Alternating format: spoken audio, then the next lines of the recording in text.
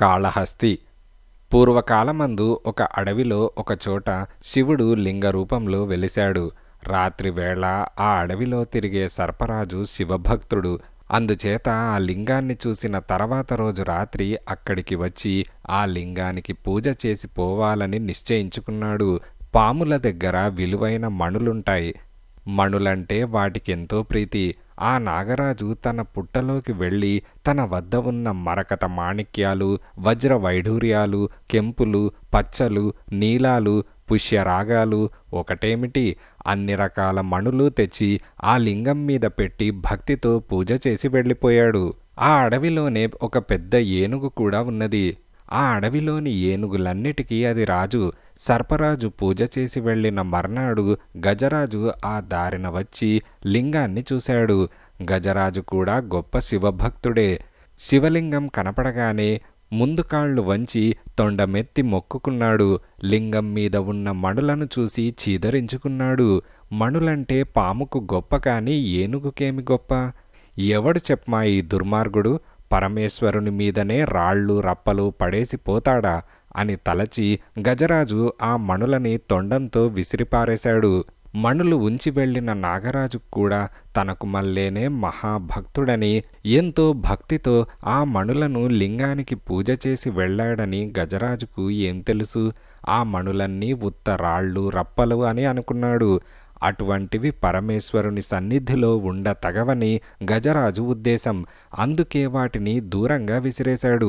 పాములకు మణులంటే ఇష్టమైనట్లే ఏనుగులకు పత్రి మీద పువ్వుల మీద ప్రీతి. గజరాజు గబగబా వెళ్ళి అడవంతా తిరిగి మోపెడు బిల్వపత్రి విరుచుకువచ్చాడు.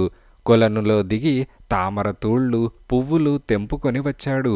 అవన్నీ తెచ్చి శివలింగానికి పూజ చేసి తన మానాన తాను వెళ్ళిపోయాడు. రెండో రాత్రి నాగరాజు కొత్త కొత్త మణులెన్నో సంపాదించి తెచ్చి పూజ చేసుకుందామని శివలింగం వద్దకు వచ్చాడు.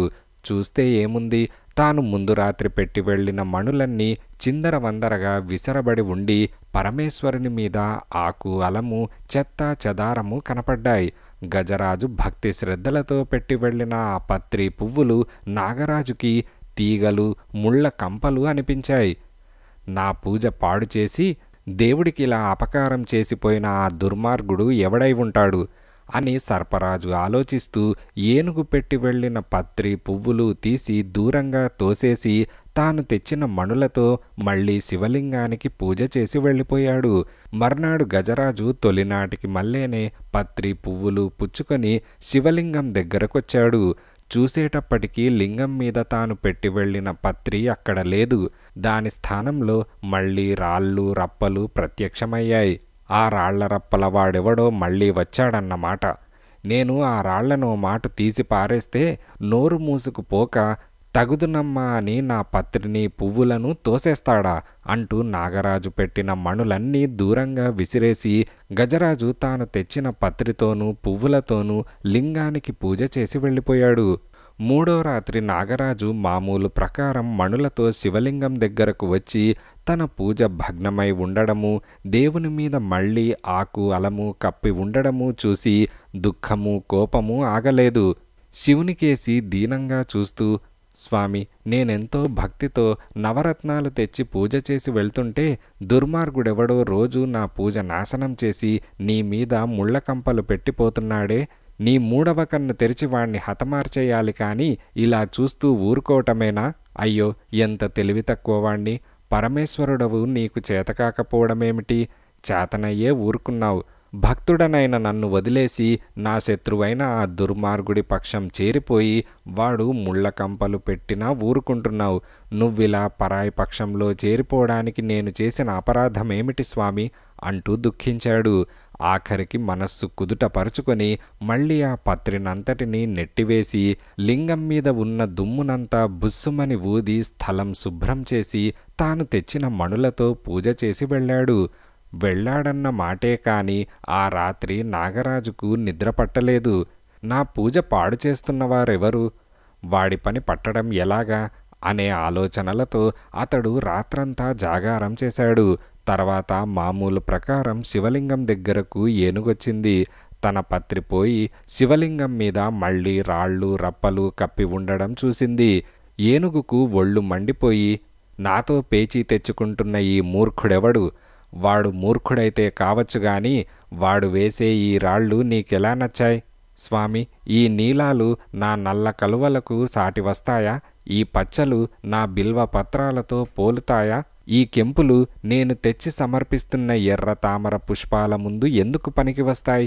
నేను తెచ్చిపెడుతున్న పువ్వుల్లోనూ పత్రిలోనూ ఉండే మృదుత్వం గాని, చల్లదనం గాని, పరిమళం గాని ఈ కరుకు రాళ్లలో ఎక్కడున్నాయ్యా అని ప్రశ్నలు కురిపించాడు. ఈవేళ కూడా ఈ రాళ్ళు అవతల పారేసి మామూలు ప్రకారం పూజ చేసుకొని పోతాను. రేపు కూడా ఈ పూజ గనక పాడైపోయి ఉన్నదా, వాడి పని పట్టి తీరుతాను అని గజరాజు నిశ్చయించుకొని పూజ పూర్తి చేసి వెళ్ళిపోయాడు. మనసుకు పట్టి పీడిస్తున్న కోపం మూలాన గజరాజుకు కూడా ఆ రాత్రి నిద్ర పట్టలేదు. గజరాజు వెళ్ళిపోయాక నాగరాజు శివలింగం వద్దకు వచ్చాడు. మళ్ళీ తన పూజ భగ్నమైపోయి ఉండడం చూసి మండిపడ్డాడు. ఈ దుర్మార్గుడెవరో నన్ను పరాభవిస్తున్నాడు కనుక ఇక్కడ్నే పొంచి ఉండి వాణ్ణి పట్టి పల్లారిస్తే గాని నేనింటికి పోను, ఇదే నా శపథం అని నిశ్చయం చేసుకున్నాడు. ఏనుగు పెట్టి వెళ్ళిన పత్రిని ఇదివరకు మళ్ళీ ఈసారి తోసిపారేయలేదు. మెల్లిగా ఆ పత్రిలో దూరి సర్పరాజు దాక్కున్నాడు. యథాప్రకారం గజరాజు వచ్చాడు. ఇదివరకు మళ్ళీ కాకుండా తాను పెట్టి వెళ్ళిన పత్రి చెక్కు చెదరక అలాగే ఉన్నది. ఏమి అదృష్టం! ఆ రాళ్లు తెచ్చిపెట్టే మూఢుడు ఏమైపోయినట్టు? చచ్చిపోయి ఉంటాడు. శివుడే తనన్ను కరుణించడం కోసమని ఆ దుర్మార్గుణ్ణి చంపేసుంటాడు అని సంతోషంతో గజరాజు మాలిన్యం తోసివేయటానికని తన తొండం పత్రి మీదకు చాపాడు. లోపల దాగి ఉన్న నాగరాజు ఇదంతా కనిపెడుతూనే ఉన్నాడు. ఇన్నాళ్ల నుంచి నా పూజ పాడు చేస్తున్నది నీవేనా? బాగా దొరికావులే. నీ పని పట్టే కాలం సమీపించింది కనుకనే నా కంటపడేటట్టు చేసి శివుడు నన్ను అనుగ్రహించాడు అని అనుకొని తన వైపు వస్తున్న ఏనుగు తొండంలో పుసుక్కుమని దూరి తొండంలో నుంచి గజరాజు కుంభస్థలంలోకి పోయి అక్కడ ఇష్టం వచ్చినట్టు మెదలడం మొదలుపెట్టాడు. ఇంకేముంది, మెదడులో చేరి నాగరాజు అలా మెదులుతూ ఉంటే బాధకు నిలబడలేక గజరాజు అటూ ఇటూ పరిగెత్తనారంభించాడు. ఆ పామునెలాగైనా బయటకు రప్పించాలని తొండం నిండా నీళ్లు పీల్చుకొని ముక్కుతో చీదేశాడు. నీళ్లు బయటకు వచ్చాయే కాని పాము లోపలే ఉండిపోయింది. చెట్టు మ్రాకుల దగ్గరకెళ్ళి కుంభస్థలాన్ని రాసుకుంటే లోపల ఉన్న పాము ఒత్తిడికి ఆగలేక పైకి వచ్చేస్తుందని ఆశపడ్డాడు కాని నాగరాజు లోపల నుంచి కదల్లేదు. ఇక గజరాజుకు ప్రాణాల మీద ఆశపోయింది. ఈ పాము నా మెదడులో తన విషాన్ని కక్కి నన్నెలాగో చంపేస్తుంది. నా మీద కసిబూనిన శత్రువును బ్రతకనివ్వటమెందుకు? దీన్ని చంపి మరీ నేను చస్తాను అని నిశ్చయించుకున్నాడు. ఎక్కడికి పోకుండా పాము అతని తొండాన్ని మెలికలుగా చుట్టేసుకున్నది. గజరాజు వేగంగా పరిగెత్తుకెళ్ళి ఎదురుగా ఉన్న కొండను తన కుంభస్థలంతో ఢీకొనే వరకు దెబ్బకు లోపల ఉన్న నాగరాజు చితికి చచ్చిపోయాడు. తల బద్దలైపోయి ఆ రక్తపు మడుగులో గజరాజు పీనుగై పడిపోయాడు. పార్వతీదేవి భర్త దగ్గరకు వచ్చి గజరాజు నాగరాజు చచ్చిపడి ఉండడం చూసి ఆశ్చర్యపోయింది. పరమేశ్వరుడు వాటి చరిత్ర అంతా చెప్పాడు. పార్వతీదేవి నాగరాజును గజరాజును మహాభక్తులని మెచ్చుకున్నది. అప్పుడు పరమేశ్వరుడు, మహాభక్తులే కాని వీళ్ళిద్దరికీ ఒకళ్ళంటే ఒకళ్లకు కిట్టింది కాదు. ఈ కిట్టకపోవడం తప్పు. ఎవళ్లకు ఏ విధమైన పూజ నచ్చితే ఆ విధంగా పూజ చేయవచ్చు. అన్ని రకాల పూజలు నాకు నచ్చుతాయి. పాము చేసిన మణుల పూజ, ఏనుగు చేసిన పత్రి పూజ కూడా నాకు నచ్చాయి. ఈ రహస్యాన్ని మన భక్తులు తెలుసుకోలేక ఒకళ్ళనొకళ్ళు నాశనం చేసుకుంటున్నారు.